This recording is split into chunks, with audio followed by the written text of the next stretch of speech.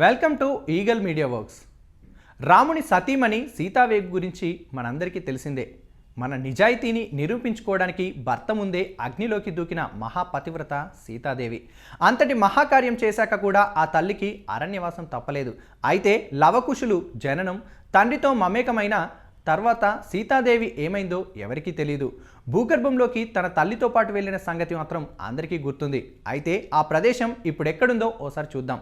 సీతాదేవి తన అవతారం చాలించినప్పుడు తన మాతృమూర్తి అయిన భూమాతలో ఐక్యమైంది అన్న విషయం అందరికీ తెలుసు. కానీ ఆ ప్రదేశం ఎక్కడుందో చాలామందికి తెలియదు. ఆ పవిత్ర స్థలం ఎక్కడో కాదు, అలహాబాద్ మరియు వారణాసిలను కలిపే రెండవ జాతీయ రహదారికి సుమారు 4 కిలోమీటర్ల దూరంలో దక్షిణాన ఉంటుంది. రెండవ జాతీయ రహదారిపైన ఉన్న జంగీగంజ్ నుండి 14 కిలోమీటర్ల ప్రయాణం చేస్తే అక్కడికి సులభంగా చేరుకోవచ్చు. ఆ ప్రదేశాన్ని సీతా సమాహిత్ స్థల్ అని, అలాగే సీతామారి అని కూడా పిలుస్తారు.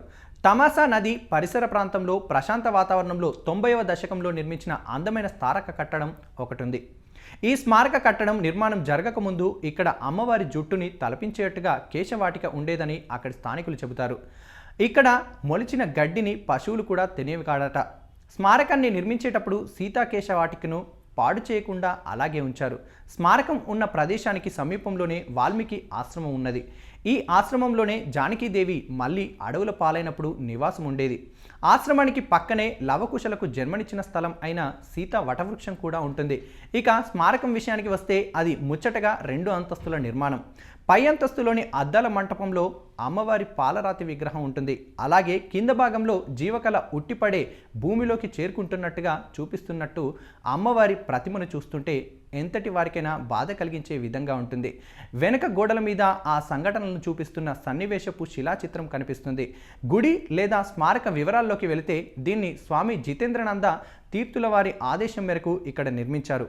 సన్యాసం స్వీకరించిన ఆయన ఋషికేశ ఆశ్రమంలో కాలం గడుపుతుండగా దేవి అనుగ్రహం మేరకు 900 కిలోమీటర్ల దూరంలో ఉన్న ఈ ప్రదేశానికి కాలినడకన బయలుదేరి చేరుకుంటాడు.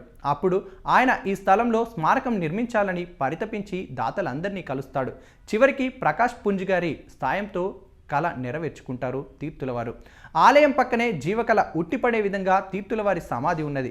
ఇక్కడ సీతమ్మతో పాటు శివుని విగ్రహం, 20 అడుగుల కృత్రిమ రాతిపై నిర్మించిన 108 అడుగుల హనుమంతుడు కూడా ఉన్నాడు.